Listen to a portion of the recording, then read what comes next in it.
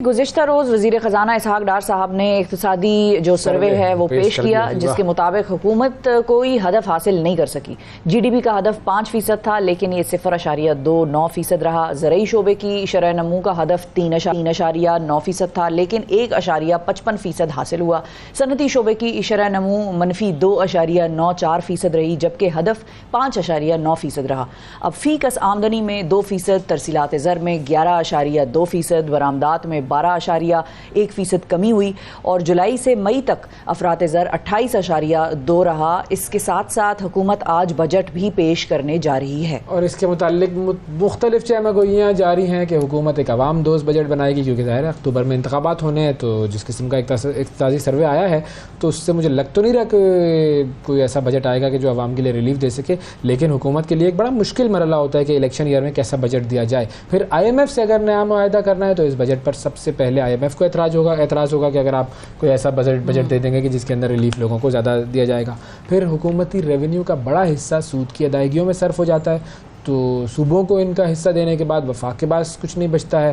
یہ تمام چیزیں بھی بجٹ میں مد نظر رکھنی ہوگی۔ اس کے علاوہ جو اشیاء تعیش ہیں، جس کو آپ کہتے ہیں نا کہ لگژری آئٹمز، ان پر ٹیکس کی شرح بڑھانے کی بات سننے میں آ رہی ہے۔ اس کے علاوہ پیٹرولیم مصنوعات پر لیوی بڑھانے کا ذکر چل رہا ہے۔ اگلے سال کے لیے 9,000 ارب سے زائد کی آمدنی کا تخمینہ ہے، لیکن اخراجات 14,500 ارب روپے ہوں گے۔ اب یہ خسارہ کیسے پورا ہوگا، یہ بھی ایک ٹرکی معاملہ ہے۔ ان تمام معاملات پر ہم نے بات کرنی ہے۔ اس وقت ہمارے ساتھ موجود ہیں آپ ہارون شریف صاحب، جو کہ سابق اسٹیٹ منسٹر ہیں اور سابق چیئرمین بورڈ آف انویسٹمنٹ۔ السلام علیکم ہارون صاحب۔ السلام علیکم جی، بہت شکریہ۔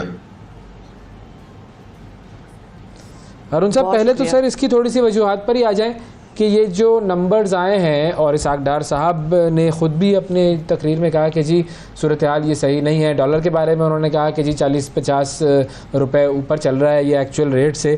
یہ کیوں ہوا ایسا؟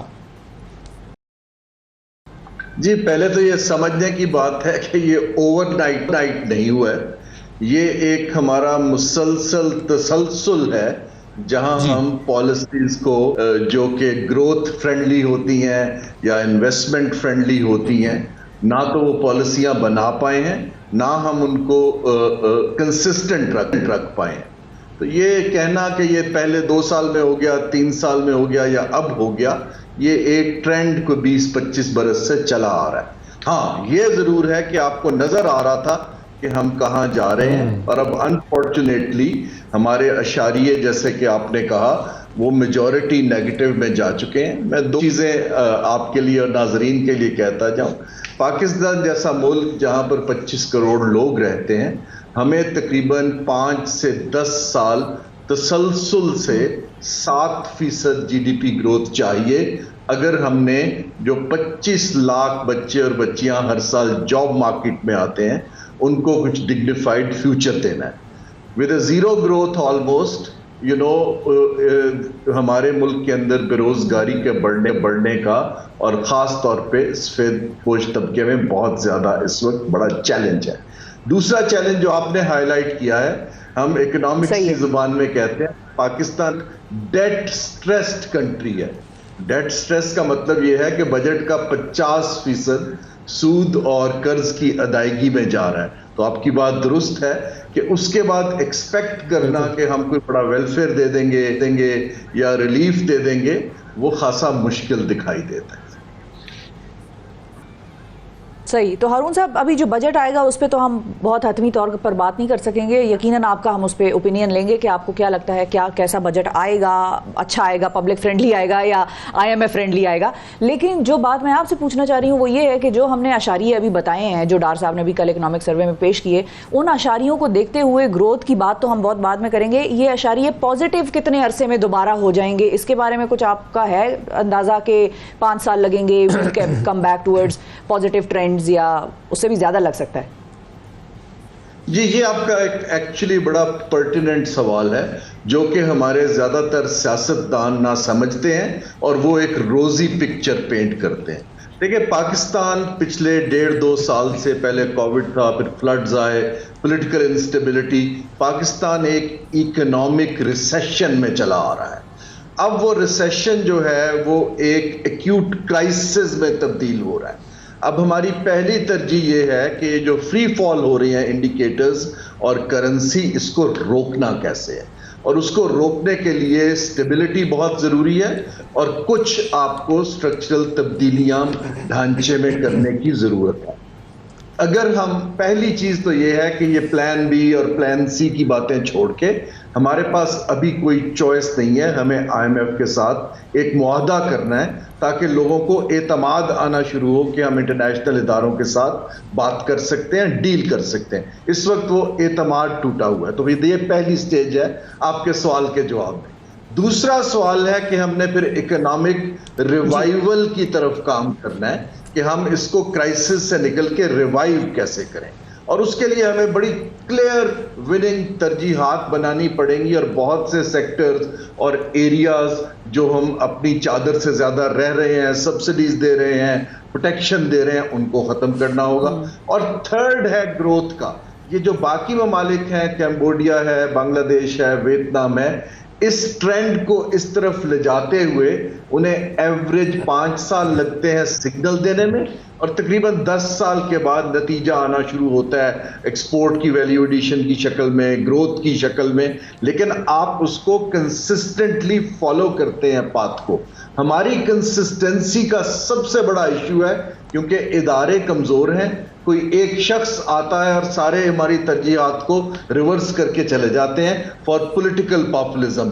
آئی تھنک اب ہم یہ افورڈ نہیں کرتے۔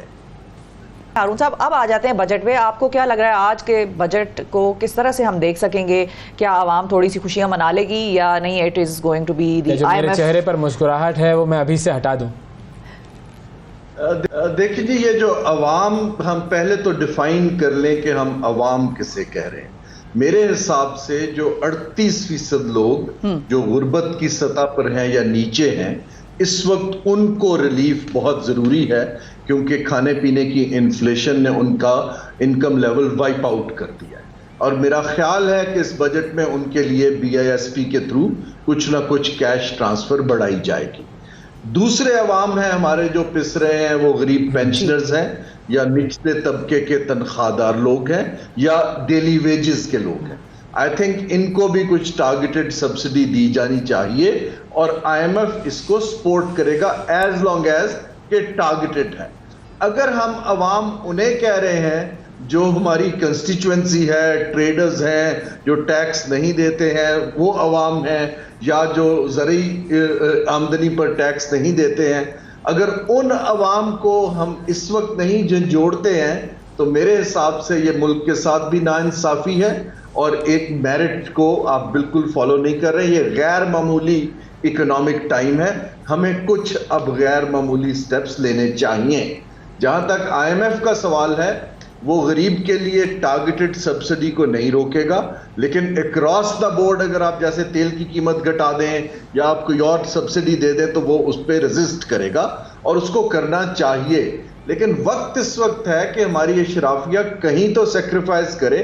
جو حکومت کا خرچہ، میں جن چیزوں پہ ڈس اپوائنٹ ہوا ہوں، ہم نے کوئی حکومت کا سائز چھوٹا کرنے کی بات نہیں کی ہے، ہم نے پرکس اینڈ پریویلیجز کو ختم کرنے کی بات نہیں کی ابھی تک۔ ہم نے جو ہے آپ کے کچھ ٹیکسز جو ہیں جو پوری دنیا میں رائج ہیں، زراعت پر ہے، ٹریڈ پر ہے، انہیریٹنس پر ہے، پراپرٹی پہ ہے، ہم نے اس کی طرف سے آنکھیں بند کی ہیں۔ جو آلریڈی ٹیکسڈ ہے اس کو مزید ٹیکس کی بات کر رہے ہیں۔ یہ میں آپ کو بتا رہا ہوں، جو میں دنیا بدل چکی ہے، اس وقت کوئی ہماری جیو پالیٹکس ایسی نہیں ہے کہ کوئی باہر سے آئے گا اور بیل آؤٹ کر دے گا۔ یہ کام ہمیں خود سیکریفائز کر کے دکھانے ہوں گے اگر عوام کو ریلیف دینا ہے۔ بالکل صحیح، عوام کو ریلیف مزید قرض لے کے نہیں دی جا سکتی۔